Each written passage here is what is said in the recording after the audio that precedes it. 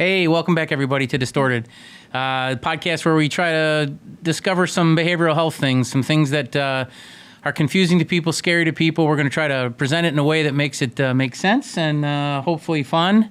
I'm joined today by Dr. Sonja Sollenberger, a.k.a. my wife, as always. Yes. My name's Lenny.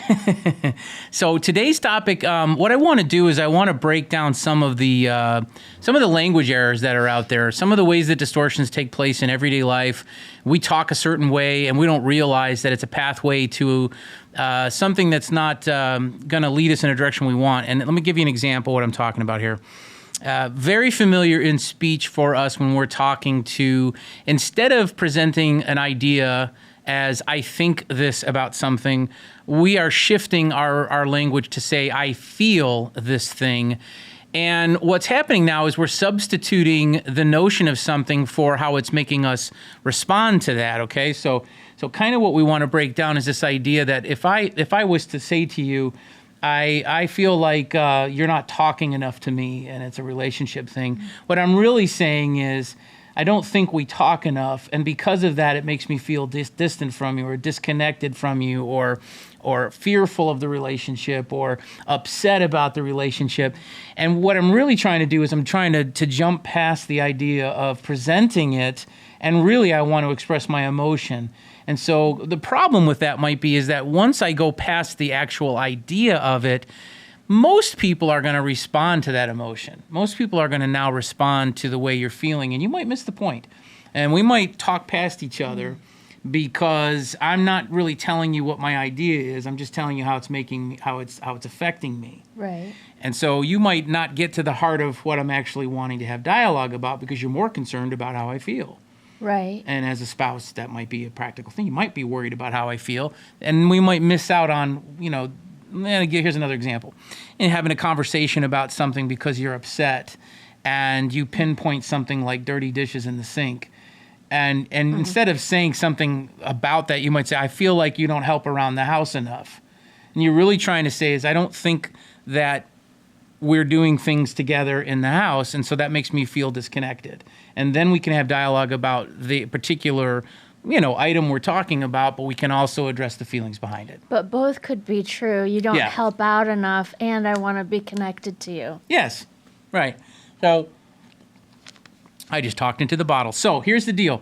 So let me give you another example of how this would work. Let's kind of spread the butter on the bread on this one. People often will say things like, I don't want to be a burden on someone. So they're expressing an emotional concept, but they think they're expressing an idea. And so the distortion behind that one is basically goes like this. And I don't want to be a burden on you imposes that I can actually affect how you're going to feel if I ask you for help. And in reality, what's happening there is, like if you needed help moving on a Friday, if you asked me to help you move on Friday. Right. Go ahead, ask me to help you move on Friday. Can you help me move on Friday? No. And so in that circumstance, there's no burden created because I've refused your request. And even though you wanted me to help, I'm not helping. So there's no burden caused for me. Now ask me the same question again. Will you help me move on Friday? If I say yes to that, then what you're doing is you're counting on my yes to mean something. If I say yes and I really don't want to help, I created my own burden. Which is very common. Instead of me saying no, because I don't want to hurt your feelings, now understand what just happened there. Me not wanting to hurt your feelings is a jump into the distortion. I don't have control over how you feel. None of us do. So I'm already assuming, number one, that if I ask you to do this, it's a burden to you. Secondly, if you say you want to help me, that it's not good for you to have to do.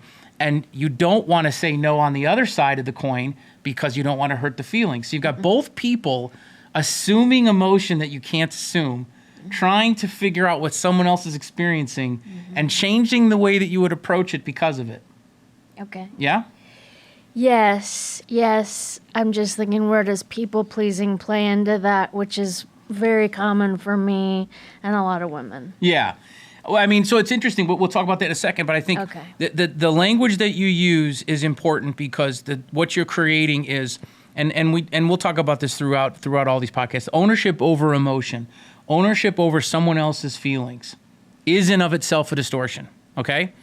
Because if you were able to do that, you'd basically be a superhero, right?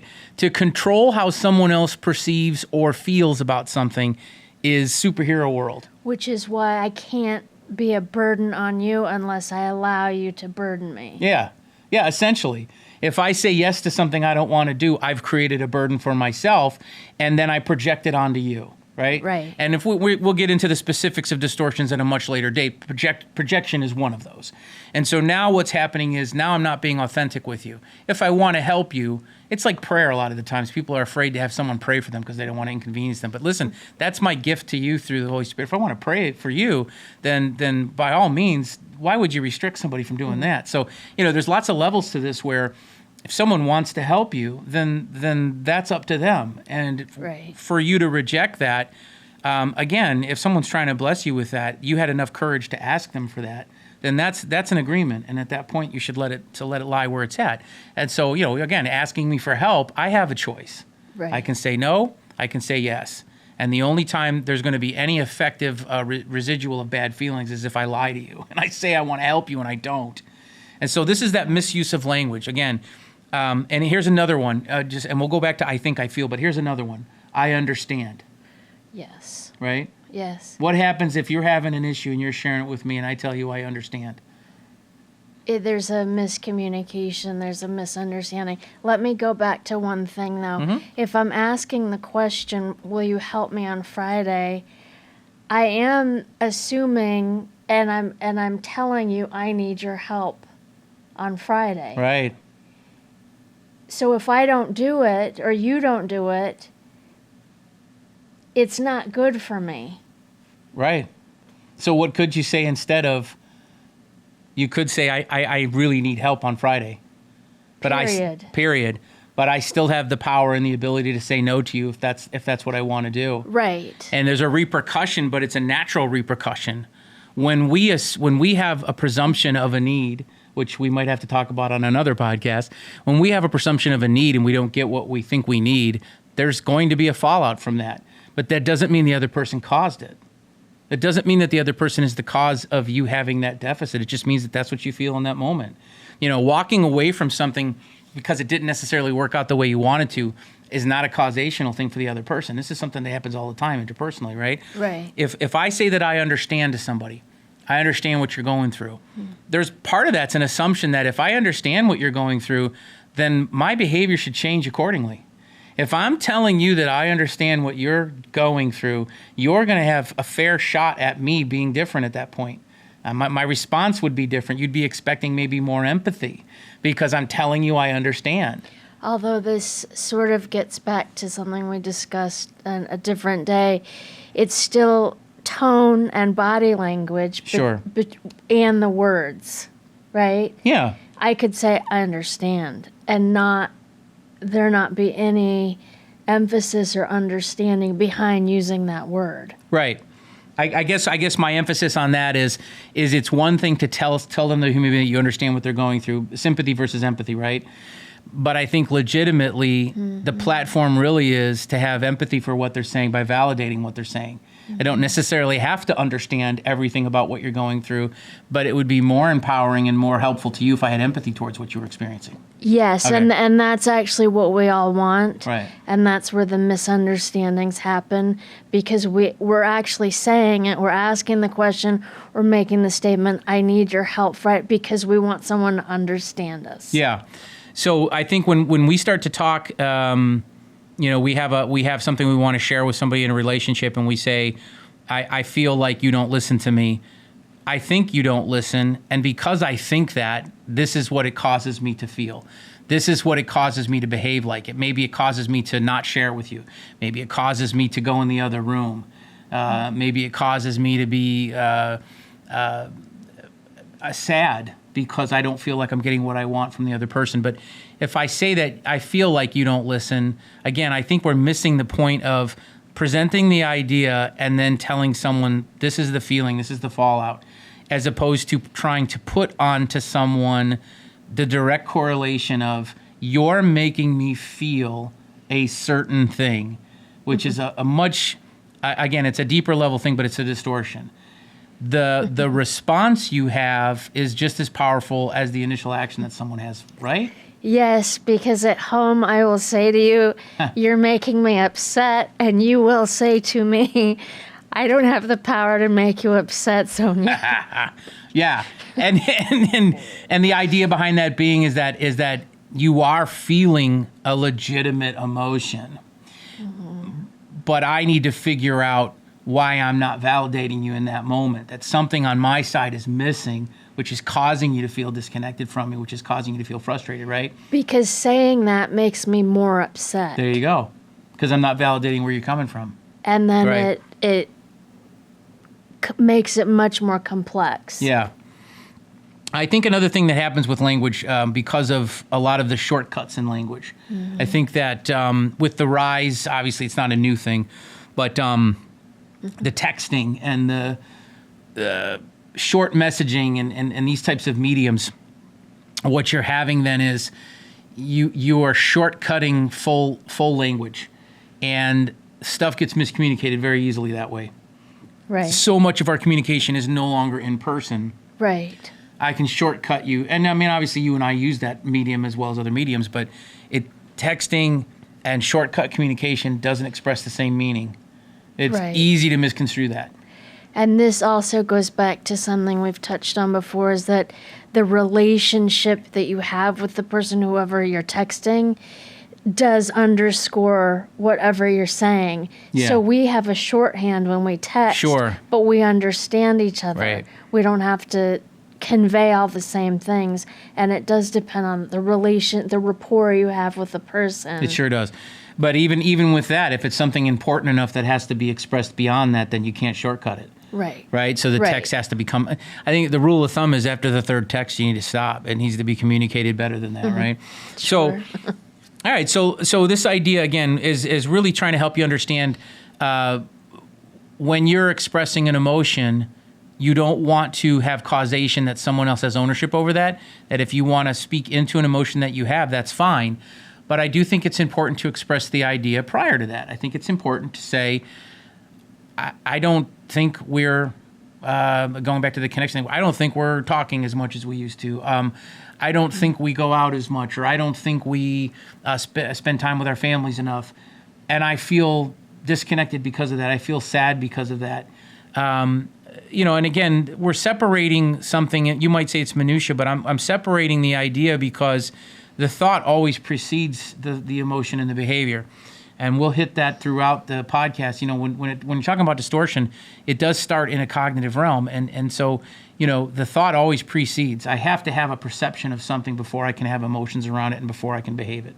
It's always going to have that correlation. Right. So if I skip ahead and I just tell you my emotion, then I'm skipping the most important part, which is my perception of what's happening around me. Yes. And that can be easily misconstrued if I'm just telling you, I feel this and I feel that. Because you can't, responding to that, it's much different than if I'd say, this is the idea that I have and this is why it's troubling to me. I'd like to share that with you. That's different. We can have dialogue around that. And what you're saying is it's inaccurate. It's still, I think. It's not, I feel this. Right. I think we don't communicate, I feel sad because of it, or I feel frustrated. Right. It's not one emotion. That's the other thing that's the other thing that comes into play. Right. It's not one directional. I can have any emotion after that I want. So it's not specific to just one event. Mm-hmm. The dishes are dirty in the sink, which is a symbolic argument that couples have, right? It's not about the dishes. Right. I ask a child to take the trash out and the child doesn't take the trash out immediately. It's not about the immediacy of the trash. There's a deeper underlying disrespect feeling or disconnected feeling that you're having with that child. It's not necessarily because they didn't take the garbage out right then and there, right in that moment, Right. that you're upset. You're upset because that's a symbolic thing of, I don't feel like I'm communicating with my child the same way I used to. Now that they're a teenager, it's more difficult. I think the communication is more difficult because they're a teenager, and that makes me feel despondent or sad. And then you can have dialogue around that because you're not just throwing out the emotion. There was some relationship history preceding. Correct. You don't take the garbage out. Yeah.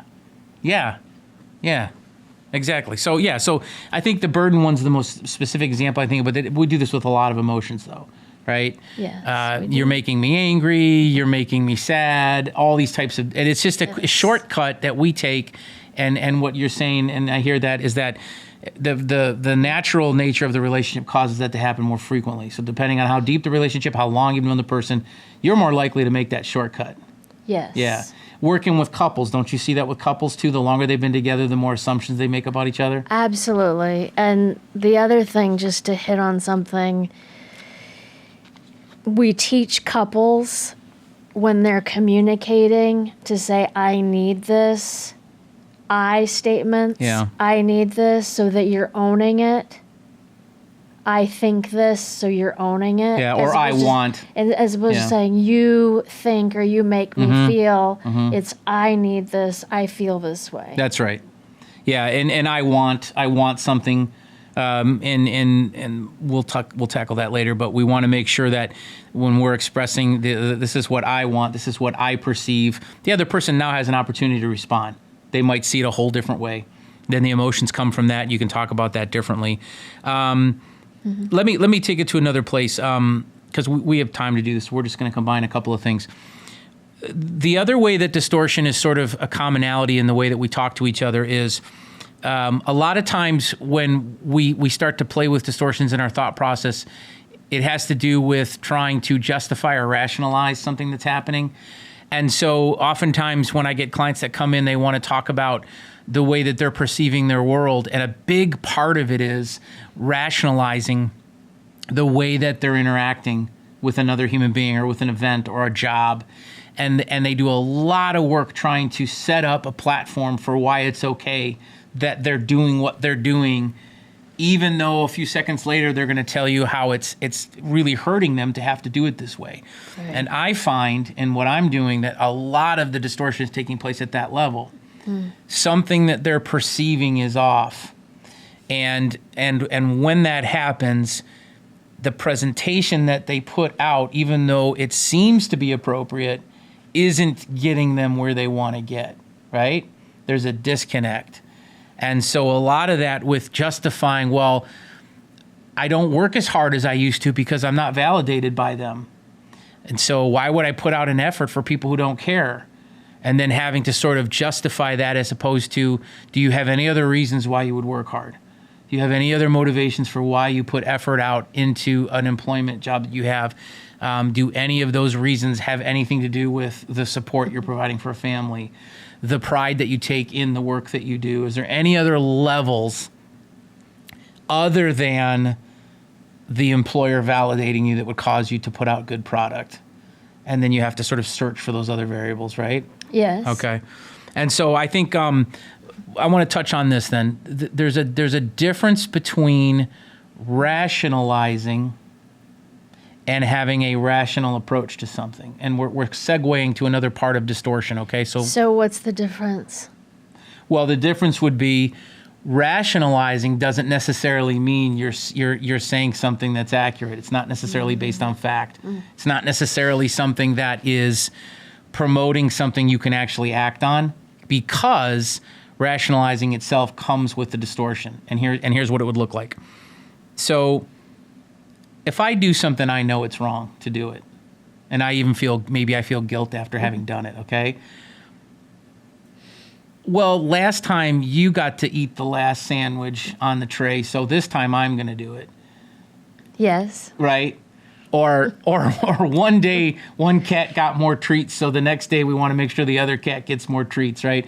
Justification of a behavior doesn't necessarily mean that what you're doing is appropriate. It's just, it makes you feel better in that moment.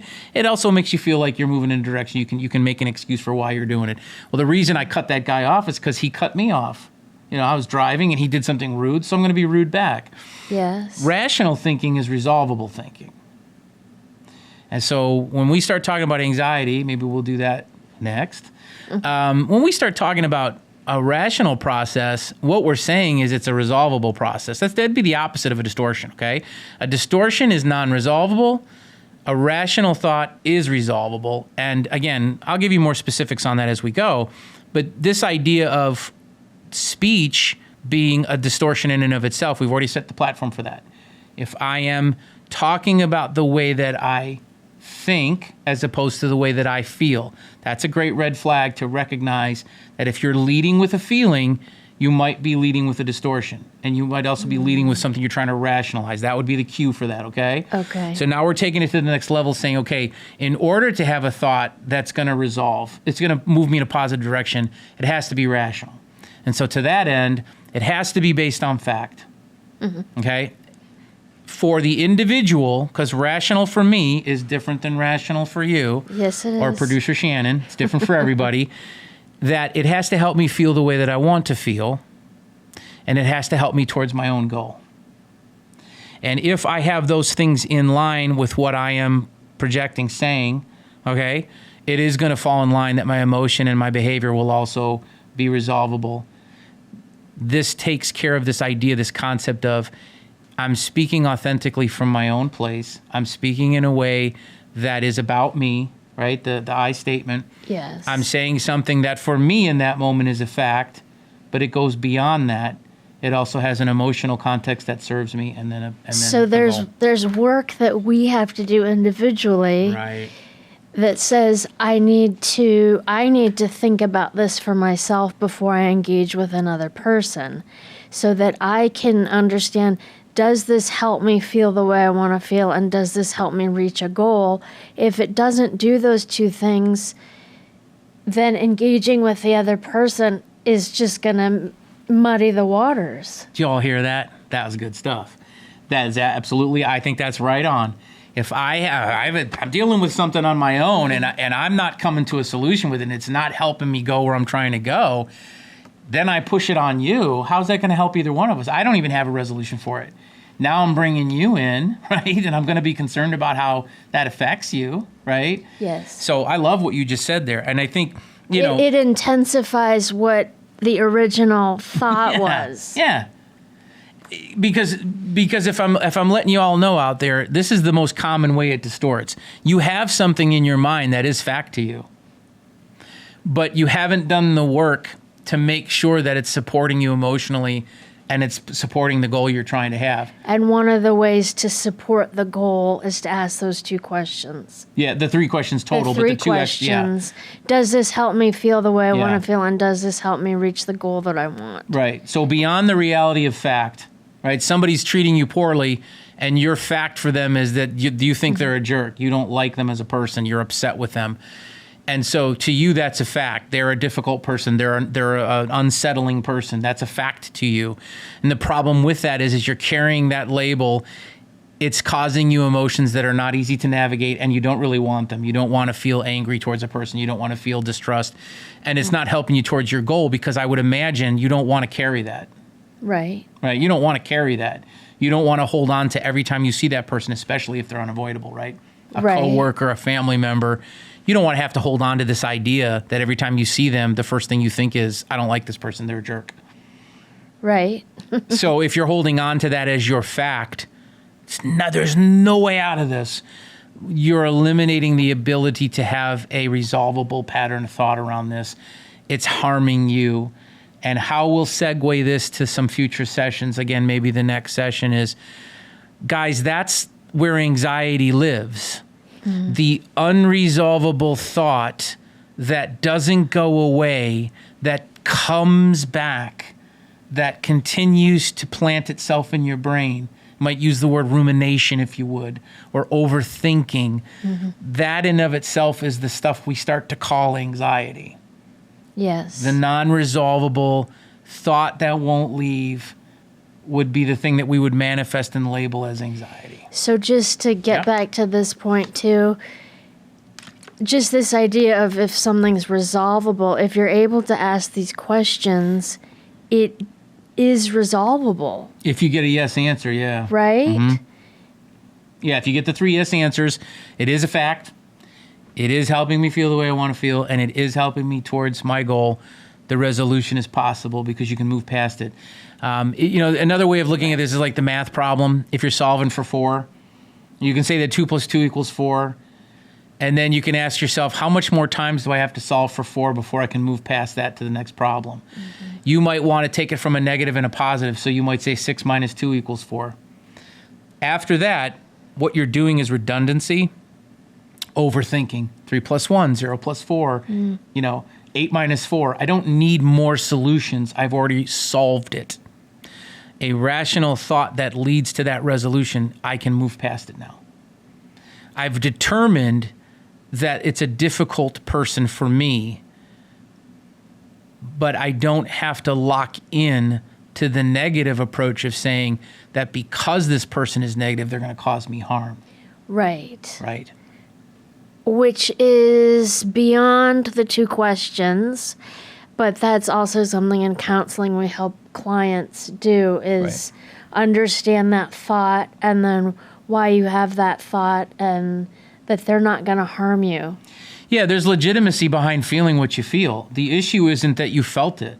And everybody has somebody come into their life and they say something that might be somewhat offensive or somewhat off-putting. That's not the issue.